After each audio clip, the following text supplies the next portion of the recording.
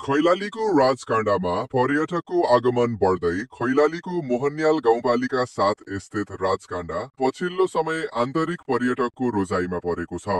प्राकृतिक सुन्दरतासँगै सडक र घरबासको विस्तार भएपछि दिनहुँ बास बस्ने पर्यटकको संख्या वृद्धि भएको हो।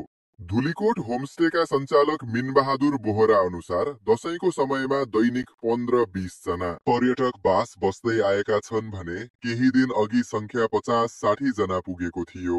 50 भन्दा बढी भए व्यवस्थापन गाह्रो हुन्छ, उनले बताए। राजकाँडा पुग्न चिसापानीबाट 6 किलोमिटर पैदल यात्रा गर्नुपर्छ भने लम्कीबाट मोटरसाइकलमा 16 किलोमिटर दूरीमा पुग्न सकिन्छ। बोहराका अनुसार सडक सुविधा राम्रो भएकाले पर्यटक बढेका छन्। ट्रेकिङ गर्नेहरूको संख्या पनि बढ्दै गएको छ। पर्यटकलाई यहाँको अपी र सैपाल हिमालका चुचुरो तथा सूर्योदयको मनोरम दृश्यले आकर्षित गर्दछ। 5 वर्ष अघि सुरु गरिएको होमस्टे अहिले प्रचार प्रसार, सडक सुविधा र पर्यटन प्रवर्धनका कारण लोकप्रिय बनेको छ। तर राजकाण्डमा विद्युत, फोन र इन्टरनेटको अभावका कारण कर्मचारी पाउन समस्या हुने गरेको बोहराले बताए।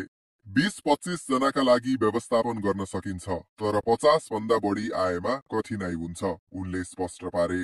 पर्यटकको संख्या बढेसँगै व्यवसायमा पनि वृद्धि भएको छ। यहाँ लोकल कुखुरा, माछा र अन्य स्थानीय परिकार उपलब्ध छन्। साथै हिमालका चुचुरो, हात्ती, ढुङ्गा, रानीकुवा, धुलीकोट दरबार, गुफा र मन्दिर पनि पर्यटकको आकर्षणको केन्द्र बनेका छन्। आफ्नै ठाउँको प्रचार गरौं, पहिचान गराउँ। हाम्रो गाउँ, हाम्रो पहिचान। यहाँका प्राकृतिक सौन्दर्य, सांस्कृतिक सम्पदा र स्थानीय परिकारहरू विश्वले चिन्नुपर्ने कुरा हुन्। हामीले मिलेर पर्यटन प्रवर्धन गरौं, स्थानीय व्यवसायलाई सहयोग गरौं र आफ्नै ठाउँको पहिचान अझ उजागर गरौं। हाम्रो ठाउँ, हाम्रो गौरव। जय देश, जय नेपाल, जय मातृभूमि।